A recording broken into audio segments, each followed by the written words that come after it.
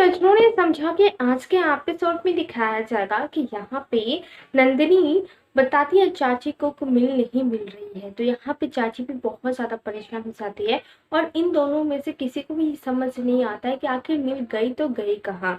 और तभी यहाँ पे जो चाची है वो कहती है कि बीनी को ही मैं पढ़ा रही थी और मुझे ये सब के बारे में पता नहीं चला और बीनी दिखाई भी नहीं दे रही है। तभी ये दोनों माँ के रूम में जाके देखते हैं तो यहाँ पे बीनी होती है और बीनी कहती है कि ये इसमें कुछ लिखा था और मुझे कुछ समझ में नहीं आ रहा था, इसीलिए मैंने पेंसिल से स्केच किया, तब पता चल रहा है कि इसमें क्या लिखा है।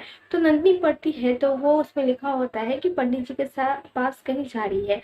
तो यहाँ पे इन लोगों को लगता है कि शायद पंडित जी के पास ही गई होगी। तभी यहाँ पे चाची फोन करके पूछती है तो पता चलता है कि वहां पे राजवी नहीं है।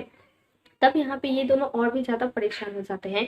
और वहीं दूसरी तरफ दर्श के पापा और चाचा को ऐसा लग रहा है कि मिल नहीं मिल रही है, तो इसका मतलब ये जो तोड़ल है उसी की वजह से कहीं चली गई है। तो यहाँ पे ये दोनों उससे ही क्वेश्चन पे क्वेश्चन कर रहे होते हैं कि आखिर वो कहाँ पे, तुमने कुछ किया क्या, पर उससे तो कुछ समझ में ही नहीं आ रहा होता है।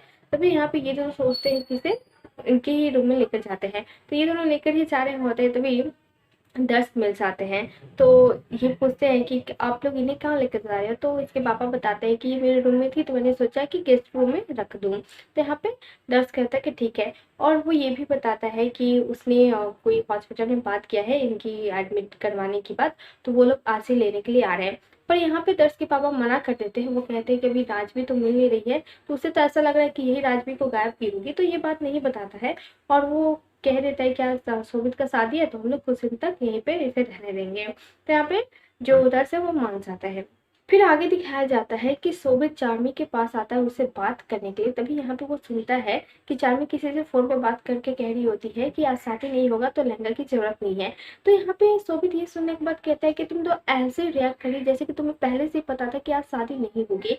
तो यहाँ पे जो चार्मी वो बहुत ही गंदे तरीके से बात करती है शोभित से। और यहाँ पे नंदिनी भी आ जाते हैं, वो भी देख रही होती है। तो यहाँ पे शोभित कहता है कि मुझे ना लगता है कि तुमसे शादी ही नहीं करना चाहिए। यहाँ पे वो ये बात कह देता है कि मुझे अब तुमसे कोई शादी वादी नहीं करना है और वो कह के चला जाता है।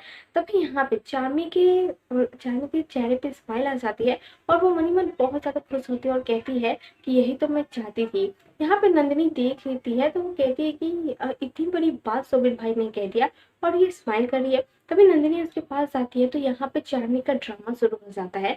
तो यहाँ पे नंदिनी सोचने लगती है कि आखिर अभी अभी अचानक से हंस रही थी और मेरे सामने एक्टिंग करी है कि उसे माँ को कितना फिक्र है। तो यहाँ पे नंदिनी के दिमाग में कई सारे क्वेश्चन चल रहे होते पर आंसर इसे मिला नहीं होता है। तभी यहाँ पे जो नंदिनी है वो आती है दर्श को कुछ बताने के लिए। तभी चाची भी आ जाती है और चाची कहती है कि मुझे लगता है कि जो राजवी है वो शायद मंदिर गई होगी, क्योंकि नंगे पैर तो वो कहीं जाती नहीं है, सिर्फ मंदिर ही जाती है। तो यहाँ पे सब लोग रिलैक्स हो जाते हैं और यहाँ पे जो चाची है वो कहती है कि मैं शोभित के पास जाकर पूछती हूँ शादी के लिए रेडी होने के लिए। तो यहाँ पे दर्श कहता है कि मैं भी जाके मंदिर में देख लेता हूँ कि माँ वहाँ पे है कि नहीं। तो ये सब लोग अपने अपने जगह पे चले जाते हैं। तभी यहाँ पे जो नंदिनी है वो सोचती है कि मुझे एक बार चार्मी से बात करना चाहिए। तभी वो चार्मी के रूम में जाती है और यहाँ पे वो देखती है कि चार्मी है ही नहीं। तभी वो यहाँ से जा ही रही होती है कि वहाँ पे एक फोटो रखा होता है, फोटो फ्रेम, वो नंदिनी के हाथ से गिर जाता है। तभी उसे उठाती है तो देखती है कि सामने वाले फोटो में तो शोभित का फोटो है, उसके पीछे दर्श का फोटो। तो यहाँ पे ये बहुत कुछ सोचती है और उसके बाद वो बालकनी के पास जाती है और वो यही सब सोच रही होती है कि जो चार्मी है वो ऐसा क्यों कर रही है। तब उससे लगता है कि शायद चार्मी कहीं पसंद कर रही होगी दर्श को। तभी वो कुछ कुछ बात भी याद करती तो उसे कंफर्म हो जाता है कि वो चार्मी जो है वो दर्श को ही पसंद कर रही है, इसीलिए वो शोभित से शादी करना नहीं चाहती है। तभी यहाँ पे शोभित भी आ जाता है। शोभित बहुत परेशान होता है। वो भाभी से कहता है कि प्लीज माँ को कैसे भी ढूंढ लीजिए, आपने ही हमेशा हेल्प किया है। और जो चार्मी है वो तो पूरी तरह से बदल गई है, वो ऐसी थी ही नहीं। तभी यहाँ पे दर्श भी आ जाते हैं और यहाँ पे सब लोग शोभित को समझाते हैं और यहाँ से तो शोभित चला जाता है। पर जो नंदिनी है वो काफी ज्यादा परेशान होती है।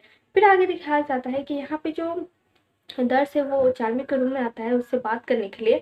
तो यहाँ पे वो देखता है कि चार्मी आते ही दर्श को गले से लगा लेती है। तो यहाँ पे दर्श उसे साइड करता है और कहता है कि सब ठीक है ना। तो वो कहती है हाँ। तभी यहाँ पे एक सर्वेंट आ जाती है पपीता लेकर। तो यहाँ पे जो चार्मी है वो कहती है कि मुझे पपीता नहीं खाना है ना, इतना तो पता ही होगा ना। तो यहाँ पे वो उसे ही कह देती है उल्टा सीधा। तो यहाँ पे दर्श कहता है कि ठीक है तुम आराम करो और ये पपीता मत खाना। और 10 यहाँ से चले जाते हैं और जो चार्मी है बस ये उसे देख के स्माइल कर रही होती है। तो बस आज के एपिसोड में बस इतना ही। आपको कैसा लगा ज़रूर बताना। वीडियो पसंद आया हो तो लाइक करें, कमेंट करें, शेयर